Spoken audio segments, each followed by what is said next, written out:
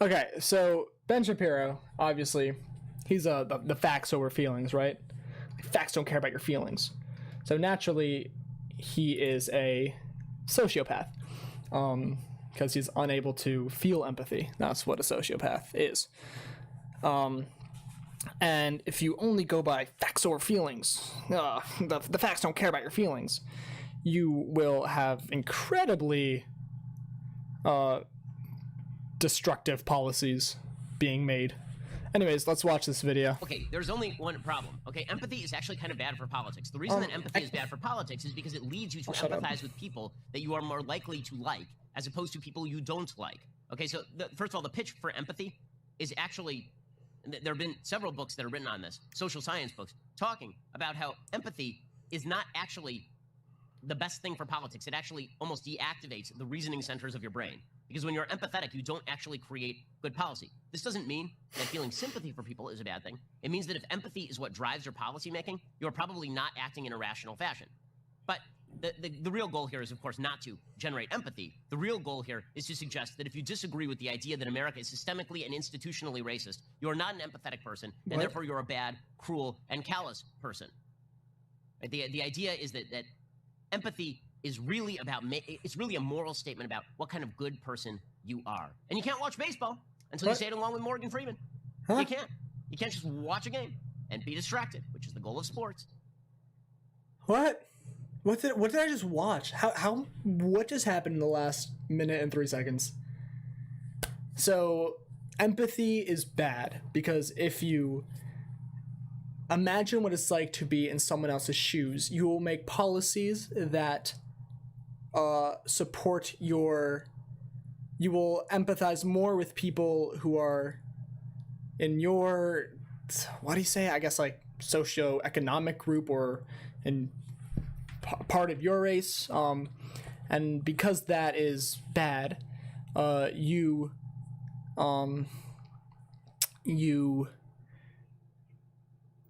and now if you make decisions like that, you're illogical, and also that you aren't allowed to watch I don't know what he's talking about when it comes to baseball.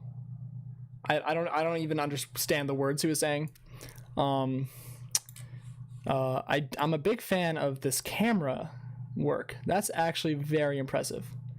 I do like that a lot. Nice. Money is very cool. So okay, there's only one problem. Okay, empathy is, let's go point by point.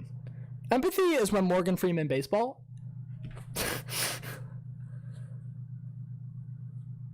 It's actually kind of bad for politics. The reason empathy is actually kind of bad for politics. This is stupid. This is genuinely very dumb. He lives in a world where it's either like the only decisions you can make are ones that are purely based, like the like only driven by emotions, versus ones that are only driven by facts, because he's too stupid to understand the nuances of decision making. He believes that if you let emotions get in the way of, or let emotions work in tandem with logic and reason, you will therefore make decisions that are bad.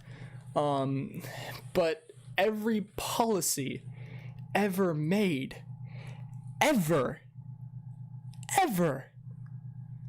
in the history of everything stems from empathy.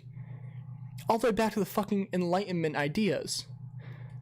The ability for Enlightenment thinkers who, to their credit, were very well educated, and if they wanted to, could live a life of lavish and not near royalty, and be very well off, but they were able to empathize with the TERFs. TERFs? No, TERFs are the fucking anti-trans feminists, right?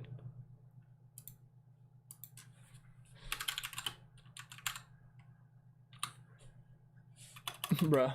Anyways, they were able to empathize with the fucking people, the fucking peasants working on the farms, and because they're able to empathize with them and put themselves in their shoes and think about how it must feel being a human to work for people that exploit you to the fullest extent without even getting a chance to advocate for yourself and how you believe you should be governed, those Enlightenment thinkers used empathy to come to conclusions, and come to conclusions on policies that were driven by facts and logic. Because at the end of the day, empathy is what drives our kind of like our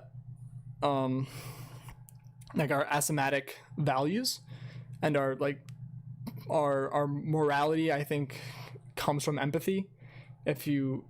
There's a lot of people who argue that the ability to be empathetic is pretty exists in humans to a greater extent than any other creature, and to be empathetic to people who aren't just directly in your family. Okay, whoops, I said the wrong word. I didn't mean to say turfs. What's the word for people who fucking like were peasants?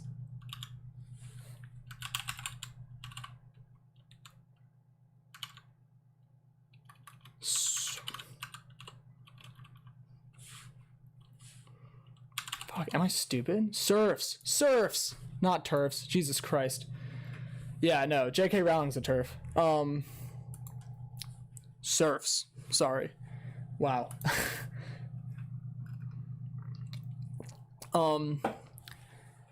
So empathy has been the driving factor, and then we make policies around that empathy. And like, for example, slavery. Dude, we didn't just... Why do you think we freed the slaves? Using facts and logic? Because facts and logic at that standpoint would be greatly in favor of slavery, because looking at facts and logic, well, if we look at the facts of the time, the scientific studies that they did proved to them that black people were inherently stronger and better fit for labor, that black people were not as smart as white people. So because they weren't as smart, they're much more complicit. Fucking John C. Calhoun stated, he was a Southerner from South Carolina, during like the antebellum period leading up to the Civil War. He claimed that slavery wasn't a necessary evil, but a positive good, because using facts and logic, well, we're giving these slaves like a house, and we're giving them a place to work, and we're giving them food. Like, this is a positive good. Slavery is a positive good. But it was the ability of leaders and abolitionists to be empathetic to a slave who was supposed to be, who a slave to them was someone who wasn't human, right? Because their facts and logic led them to the conclusion that it wasn't human. But using empathy, they were able to abolish slavery. That was the driving, like, we didn't just abolish slavery because facts and logic told us to.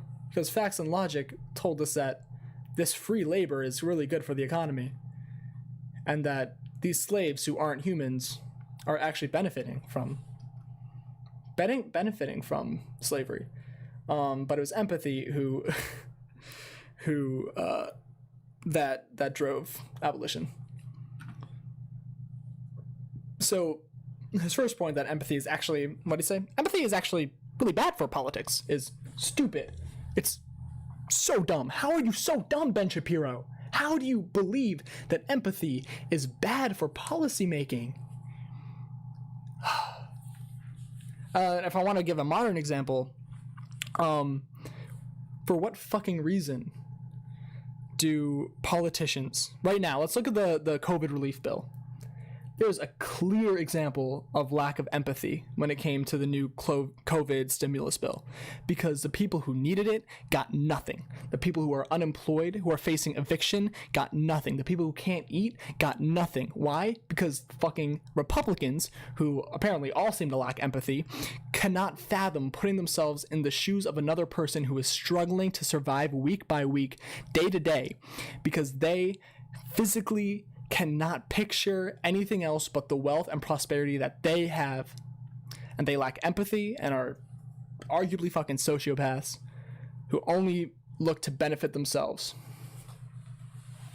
So actually, a lack of empathy makes really shitty policies, because at least we have a shit ton of new fucking fighter jets.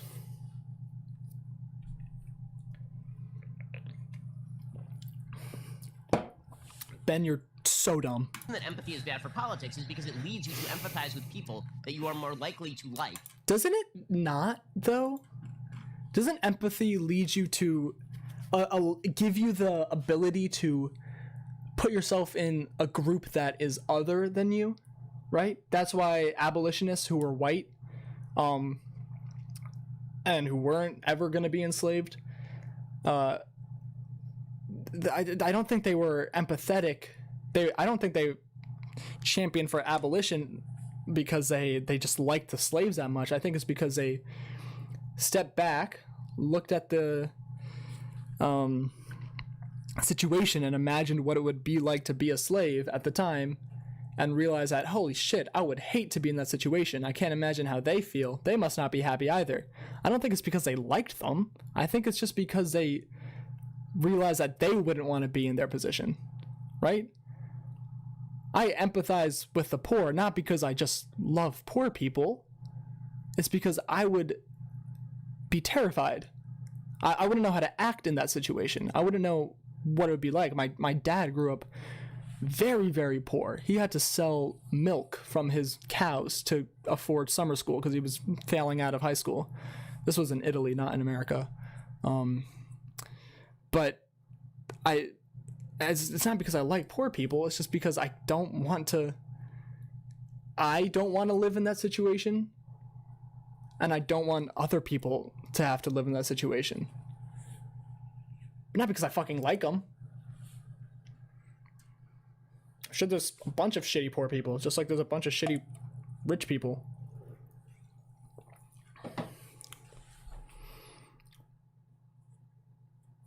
And I don't like it when poor people fucking steal things. Like that's another example when with all the looting and rioting that happened after the death of George Floyd, people who were capable of empathy realized that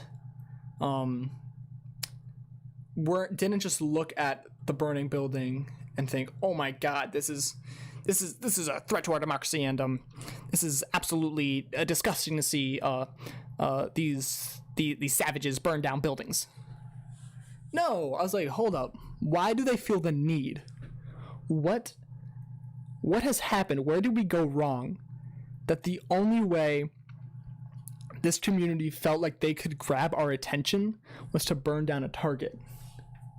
And at the same time, because I'm empathetic, I would see people burn down little mom and pop shops, and I would be empathetic to the black owners of that shop or any owners of the small businesses, and I would put myself in that shoe, and I would realize how that family must feel watching these protests take away their livelihoods, and I would feel empathy towards them. So then I would go and advocate on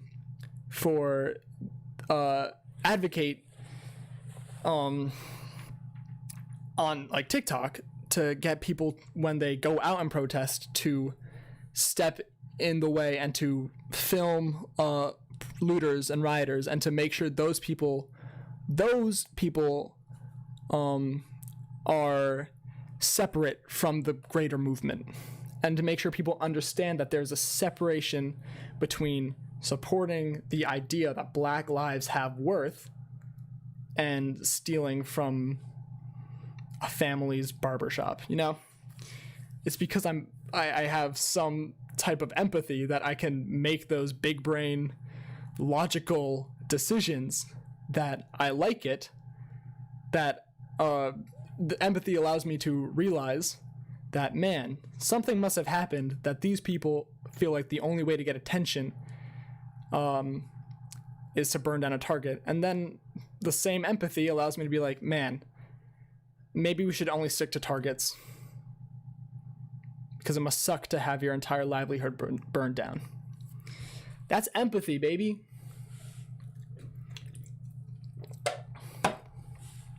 They say facts don't care about your feelings, but the reason we have these feelings, the reason I'm empathetic towards people who suffer at the hands of an oppressive police force, is because I look at the facts of the situation.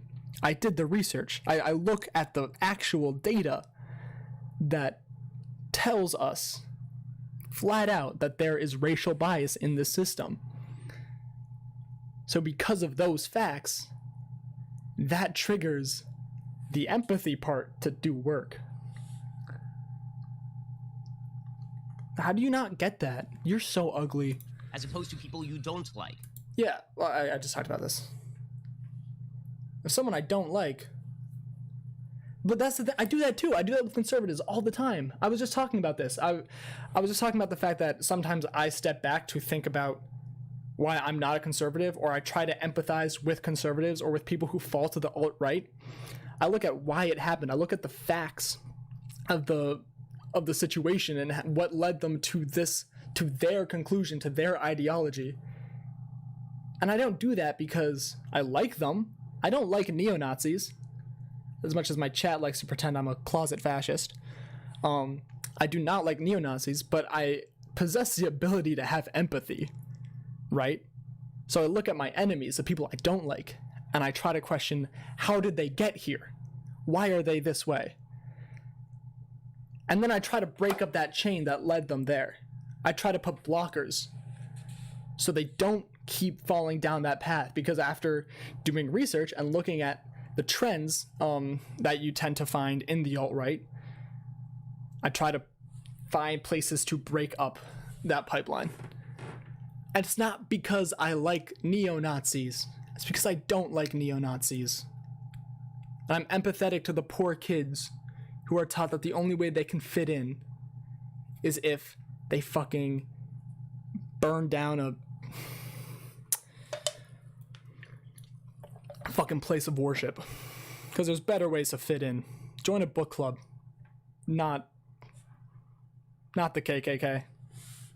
Join a book club. That should be my slogan. Everyone in my chat believes I'm a fascist. That's like, it's a meme. I'm not a fascist. How would I be a fascist? Only Allie believes I'm a fascist, and it's because I was racist towards Indians. I'm sorry, I racist towards Indians? But that's just because I don't believe Indians should have human rights. You know, that's just...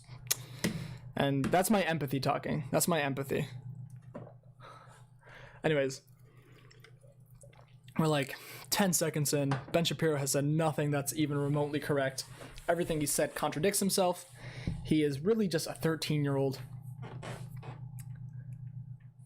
Okay, so first of all, the pitch for empathy is actually... There have been... Look how angry he is. Look how angry he is. Okay, first of all, guys, the pitch for empathy is... He's so angry. As opposed to people you don't like.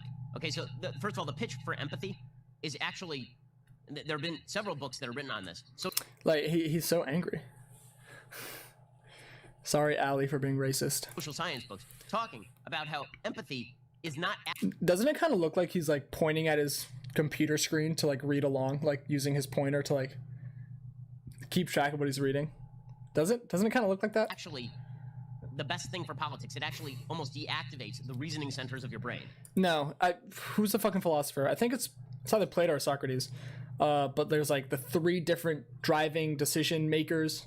There's like the instincts. So like that's like eat food, have shelter, fuck. Like the animal instincts that we have. And then there's the feelings part that Ben Shapiro hates. Ben Shapiro doesn't like the feelings. And then there's the third one, which is like facts and logic. Ben believes in facts and logic. Big brain Ben. But whatever the philosopher who theorized this, it's either Socrates or Plato, they claim that you cannot be fully human if you don't incorporate all three of those at the same time. That if you only work with logic and like the animal instincts to fuck, then you are like destined to be a fucking serial killer sociopath. But if you only are driven by your emotions and your biological instincts to fuck, then that's what he called being based. But the fucking philosopher is like, no, you need to use all three. So Ben's just actively ignoring the second one, the one that allows us to empathize, and going for facts and logic. Because when you're empathetic, you don't actually create good policy. This doesn't mean that feeling sympathy. I would love an example of this. What's a bad policy that's come out of feeling empathetic? Because I can name, because almost only bad policies come out of a lack of empathy, like our new stimulus bill. For people is a bad thing. It means that if empathy is what drives sympathy. So sympathy, we just looked at the difference. It's like, sympathy. Sympathy is like being like, oh man, I feel so bad for you. Sympathy is kind of like the white savior complex, which is so much worse than empathy. If you sympathize with someone, like that's good, that's fine, that's good and great. But if you sympathize with someone, you're like, oh, it's like being at the top of your ivory tower. If I sympathize with everyone, I'd be like, oh man, I'm sorry you're poor. That must really suck. And like schwip away in the Tesla. That's sympathizing. Empathy for someone is going to bed at night and like being like, holy shit, what if I was in that position? Oh fuck. Oh Jesus. Man, I wouldn't be able to afford this. I wouldn't be able to like just go on Amazon whenever I want and just buy shit that I want. Like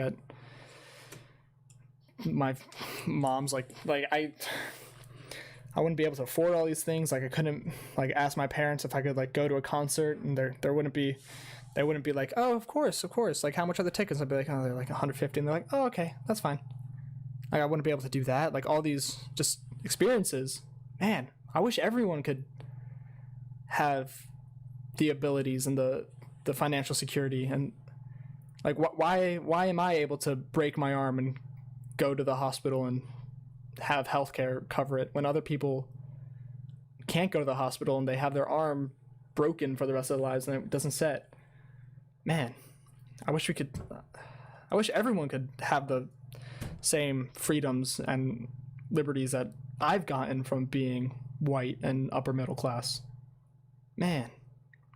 And Italian. I am Italian. That's empathy. And that's why good policies come from empathy. Because good policies, in my opinion, I guess, because this apparently is an opinion, are policies that ensure the equality among all people, regardless of race, gender, sex, or wealth. That to me sounds like a pretty good policy. Yeah, my dad is from Italy. I'm Italian. In my book, that checks all the boxes of a good policy, ensuring the happiness of everyone regardless of how they choose to identify, their socioeconomic status, their race, where they're from, what languages they speak. That's a good policy. And we do teach empathy in grade school.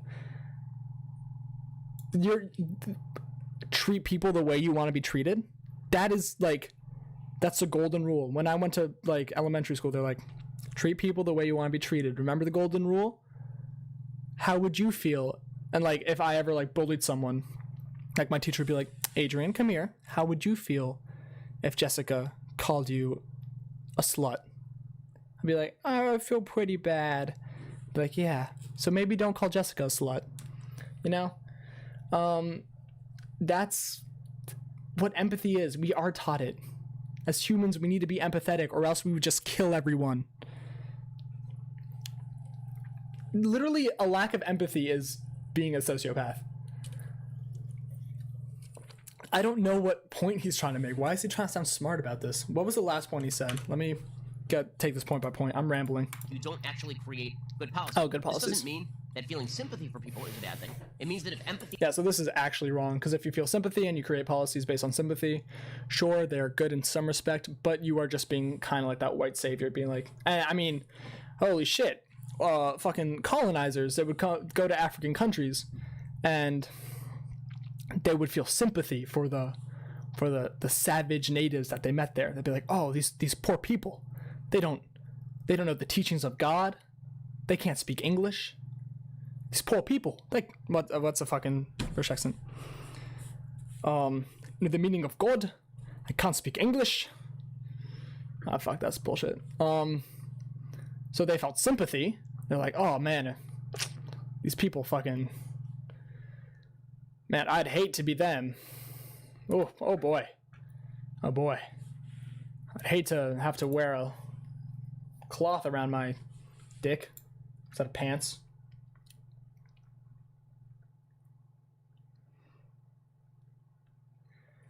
Yeah, Adolf Hitler would 100% agree with Ben.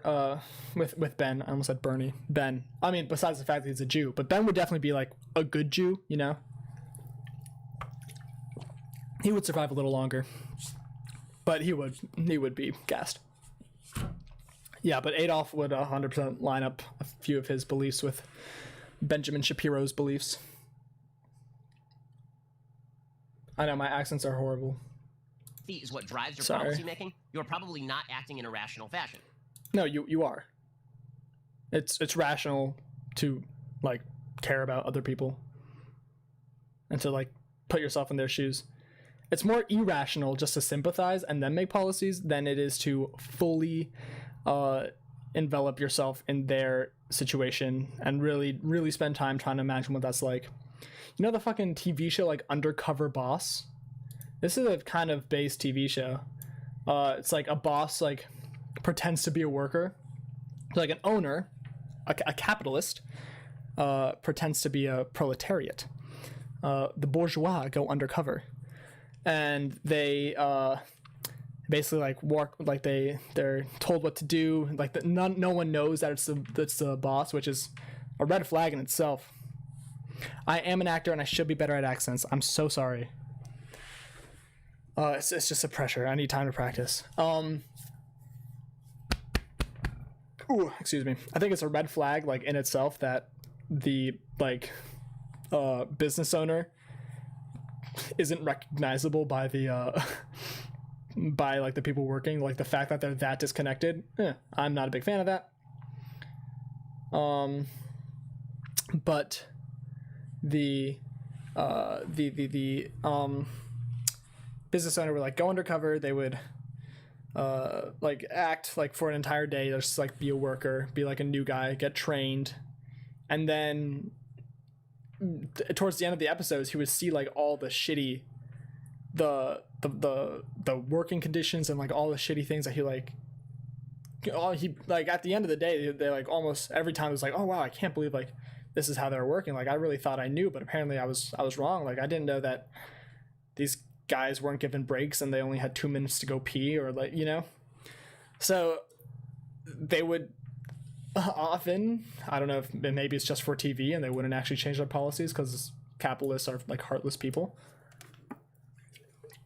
and sociopaths, but they would literally be put in the shoes and be forced to empathize, and then oftentimes policies would change.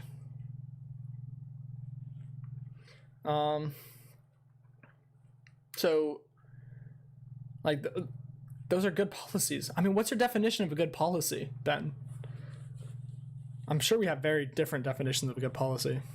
But the real goal here is, of course, not to generate empathy. The real goal here is to suggest that if you disagree with the idea that America is systemically and institutionally racist, you are not an empathetic person. This is so out of left field. I mean, to disagree with the fact that America is institutionally and systemically racist is just wrong. Like, it's not that you lack empathy, it's just that you lack facts and logic because you can't read. And therefore you're a bad, cruel, and callous. Yeah, I'd say if you're actively ignoring statistics that are 100% authentic and backed up by multiple peer-reviewed studies, you lack both empathy and, more importantly, facts and logic. Person. The idea is that empathy is really about, it's really a moral statement about what kind of good person you are. And you can't watch baseball.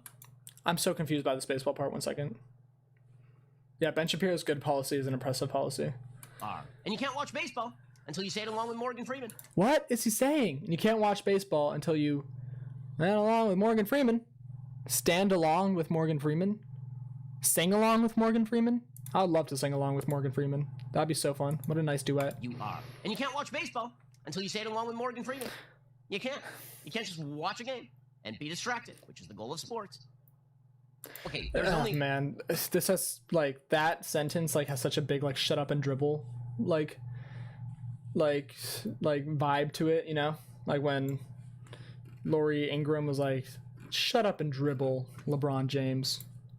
You're not allowed to have a political opinion. He's so dumb. Basically, fuck. And you can't watch baseball until you say it along with Morgan Freeman. He's getting so triggered right now. He was getting so mad that baseball, like, that people like took a knee during baseball. They always get so mad. It's so angry because they feel like they're always they feel so oppressed as just like being white. Because they're white, they feel like so oppressed, and they want their little relaxed time baseball to be like completely separate of any political influence, which is very funny because sports has always, for a very, very long time, been a driving force for political change because athletes are people too, as much as Lori Ingram would like them to not be people, especially because they're mostly black, so she really doesn't want them to be considered people. She hates that. But because they're also people, they do have political beliefs. The only people in America who are not allowed to discuss and display their political ideologies so discreetly as everyone else are active members of the military. If you haven't noticed, Morgan Freeman is not an active member of the military, along with every baseball player currently. That would be a very difficult two jobs to handle, in my opinion. But so because they're not, they can voice their opinions all they want. But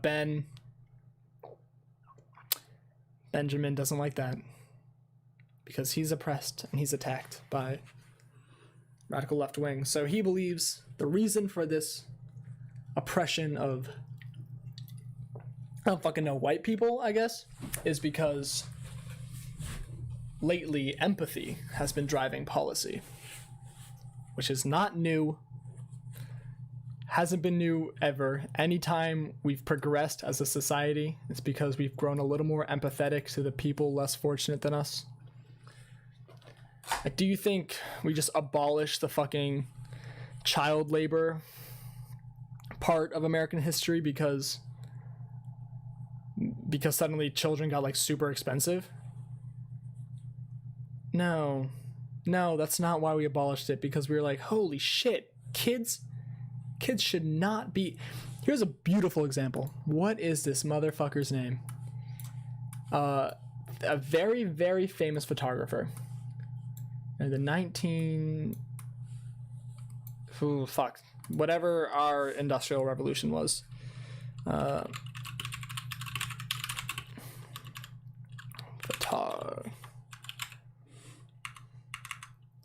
This photographer is incredibly famous for exposing child labor in America. So Ben says that empathy drives bad policies. That is his thesis, right? That empathy... Okay, hold up. Let me...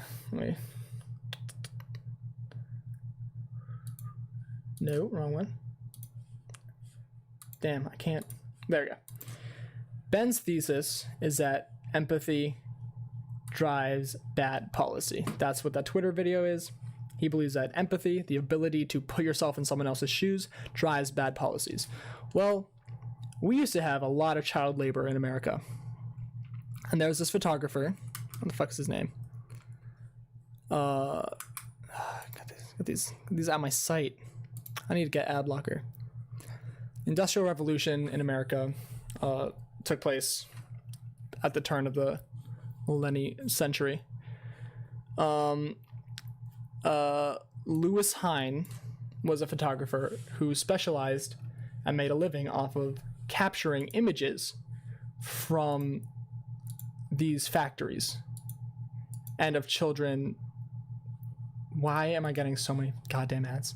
So what I notice about these pictures, first of all, is that they are all eye level with the kids. Do you know why he did this? Do you know why he positioned his camera to line up with the eyes of the kids? Because it allowed us to empathize with them. Look at this picture. It allowed us to be their size. It allowed the viewer to put themselves in the shoes, to empathize with these kids and imagine for a second what it must have been like to be this young, to do this work. Look at the scale of everything behind him. He also, I studied this photographer a lot. He used a very shallow depth of field, so it felt like a mountain of material behind him. But his two tricks to capturing the hearts of the public and the empathy that the public had towards these kids is what in big part drove policy changes. You know, it's because we were able to picture the reality. Because when you're detached from the reality, I don't like that I'm getting so many fucking ads. When you're detached from the reality, oh boy, is it ever easy to not care, to not be empathetic to the reality. So Lewis Hines went in person, got on eye level with the kids, and triggered our empathy.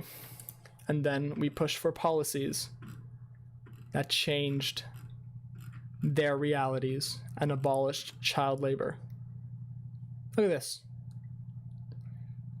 Any person besides Ben Shapiro and probably capitalists and Republicans, look at this image, and either they imagine themselves in that position, or they imagine their kids, their own children, standing barefoot next to this machinery.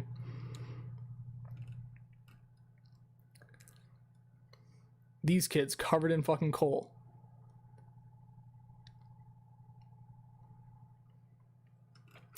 So for Ben to say that empathy drives bad policies is incredibly concerning. That's his belief. When throughout history we've seen the ability to empathize with a group of people. Slavery, serfs, child laborers. That allowed us to push for change. Why is art so influential when it comes to these types of revolutions? Because it allows a lens, a physical lens, into the reality. You guys remember the picture, the painting of, or it's a picture of a slave whose back is shredded from whips. That picture didn't influence people because they liked slaves or because they, I don't fucking know, whatever Ben Shapiro thinks. That picture influenced decisions and policies because it undid the years and centuries of work to dehumanize slaves. And it showed the slave as a human. And once a slave is thought of as a human, as humans ourselves, we empathize. So it's fucking bullshit. I swear to you, if every time I bought a shirt from fucking Hanes or whatever, and there was a picture of the kid who hand sewn that shirt for me, I would never buy it again because I would empathize with that kid. But because I don't see that kid, because I'm not exposed to their reality, it's very easy to disconnect. Ben Shapiro's very concerning. His platform is way too big for his level of intellect, which is close to none. I hope that the more I hope that he keeps running his mouth and producing content that is actually stupid, because it's content like this and like his BBC report and his quote that if you're worried about your house being flooded due to global warming, just move and sell your house. It's statements like that make him lose all of his credibility that he somehow managed to have gained. So yeah, that's my little section on empathy. I didn't think I'd be talking about that today. So many people have talked about Ben Shapiro.